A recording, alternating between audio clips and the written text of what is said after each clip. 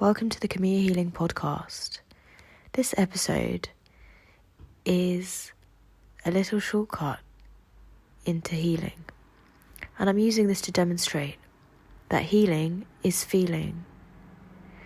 The first thing you're going to do is you're going to take your magic wand and you're going to assume that you can immediately heal one thing within yourself. Not an external situation, one thing internally within yourself. And you can wave your magic wand and you can immediately heal this. Have a think about what that one thing is within yourself.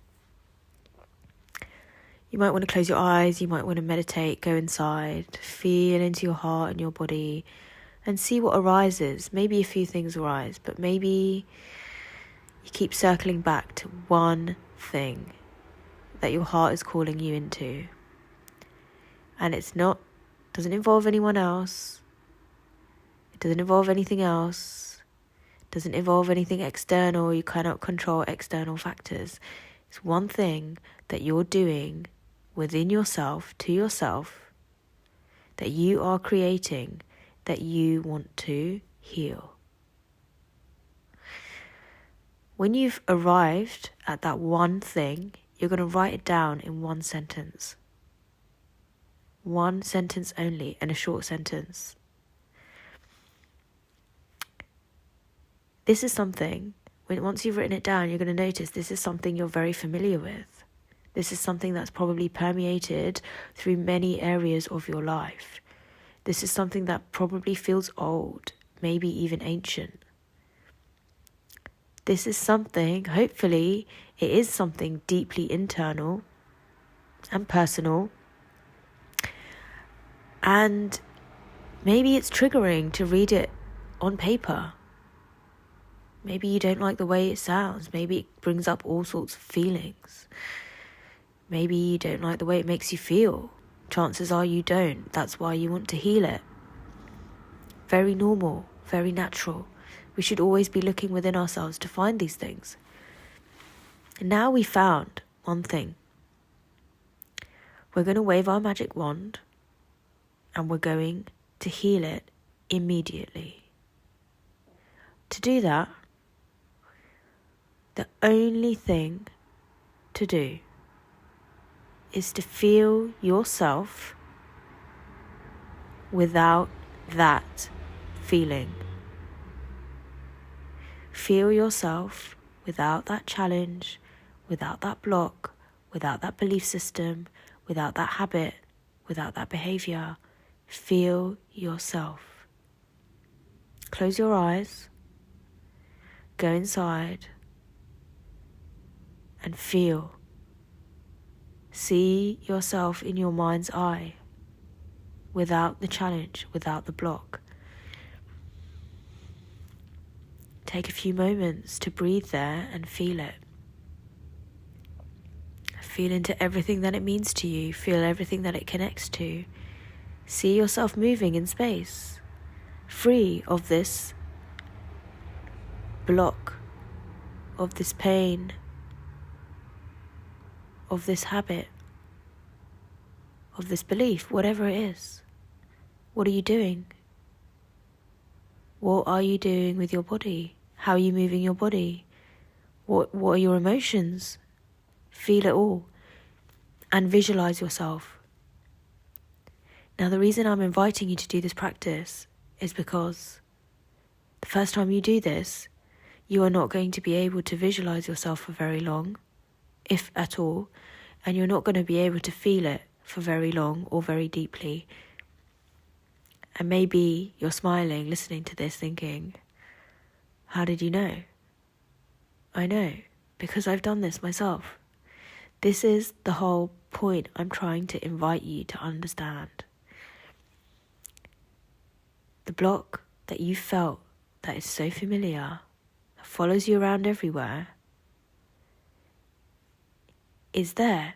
You're willing to feel it, you're willing to put energy into it, you're willing to keep recreating it for yourself. That's nothing new. But when you get the chance to feel beyond it, When you get the chance to wave your magic wand and it's gone, that's the most important thing. Because when you can feel into yourself beyond that block, when you can feel into yourself living and embodying life, your life, without that, and you see yourself in all the detail and you feel all the emotions and you keep feeling everything that it's connected to, everything that you do and are in that space, and you really connect to that, that is when whatever it is that's blocking you starts to soften. It stops becoming the thing that controls you. Now, doing this is a process. The first time you do it, you're not going to be able to sustain the frequency for very long. It's going to be like trying to open a fractal. It's going to try and open it, and then it's going to collapse back in on itself. Then you're going to try again. Feeling is a process, and healing is a journey of feeling. And all inner revelation and spiritual growth occurs through feeling.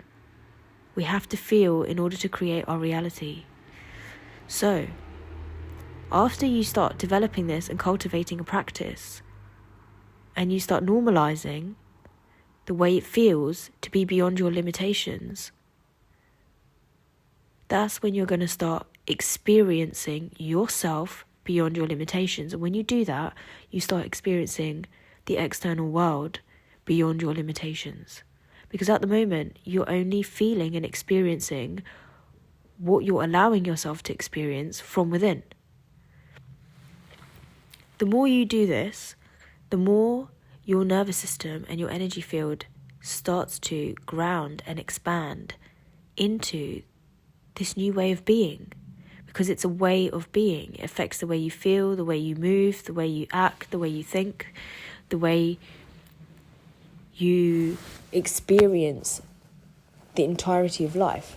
And the deeper you can visualize that, and the deeper you can connect to it and play in that space, and notice when you collapse in on yourself and you give up, and notice where you run out of energy and you can't sustain that frequency, and notice when you collapse back in on the block. That's just information. It's training. The same way you go to the gym and you train to build stronger muscles, it's the exact same process for training your nervous system and training your energy body to expand into higher frequency dimensions.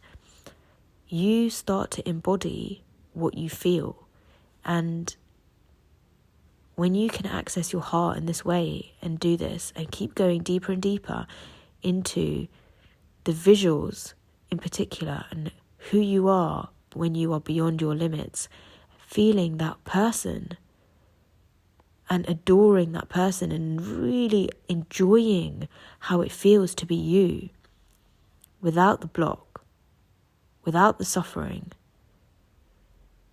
Once you've waved your magic wand and you've practiced this over and over again, and you've studied yourself and you've understood why you keep collapsing back into the same place, why you can't hold it, why you can't hold the frequency for more than a day, right? At the beginning, you may not be able to hold the frequency for even 5 minutes, but then gradually you're going to train yourself.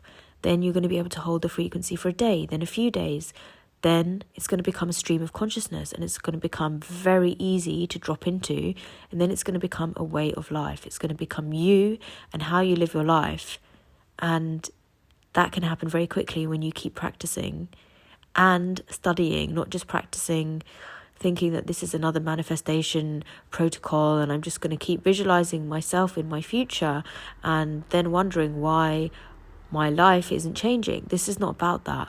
This is about knowing yourself, using the polarity of where you are now versus where you could be and where you actually want to be, using the polarity of the frequencies.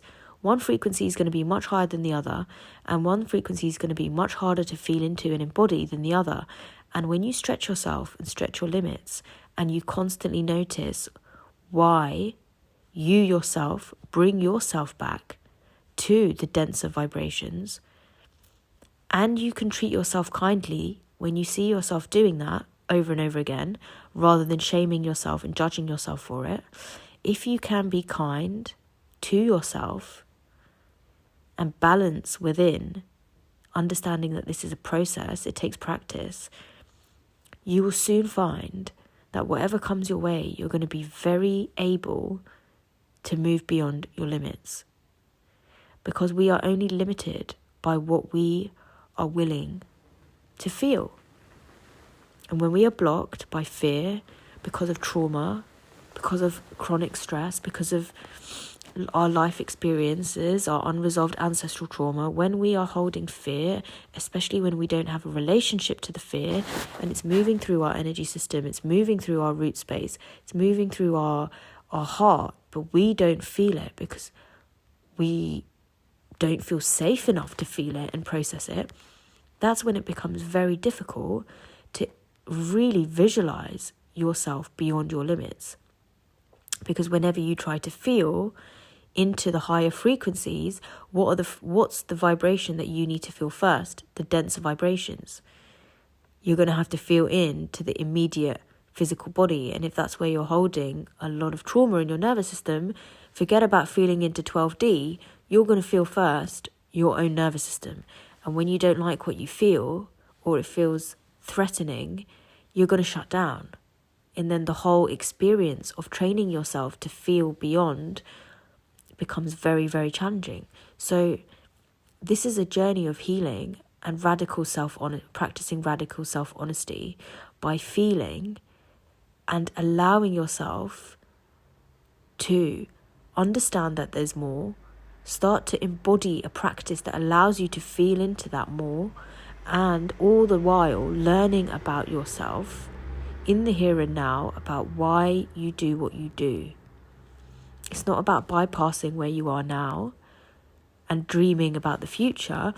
It's about feeling where you are now, what you've created, what you keep creating, and allow yourself to feel, stretch a little bit your capacity to feel and your energetic perception and your visual perception, and start to train yourself to feel a bigger field of consciousness beyond just your immediate comfort zone and your immediate identity of what you're so familiar with. And by repeating this practice, what you'll notice is the more you get comfortable feeling into the possibilities, feeling into who you are beyond the block, feeling into who this person is and how they move, and look at them, how much they're enjoying themselves and how delighted they are and how at peace they are and how everything flows through them, around them, within them. They are their own orbit. When you feel that over and over again, the only thing that happens is you start to feel more of it. And when you start to feel more of it and you adapt your lifestyle and you start to embody what you're feeling, because it's now your felt sense, it's now part of your felt sense experience, that's when your behavior changes. And when your behavior changes and you are able to feel deeper into your true potential and the way you really want to live, that's when life just responds to you. It's not a big secret. It's just a reality. It's just the fabric of reality, is that it's always responding to us. The entire web is responding to us, and it loves it when we are connected to ourselves. That's really it. It loves to respond to us when we know who we are and we are receptive and open to receiving. We can only be open to receiving when we are willing to feel.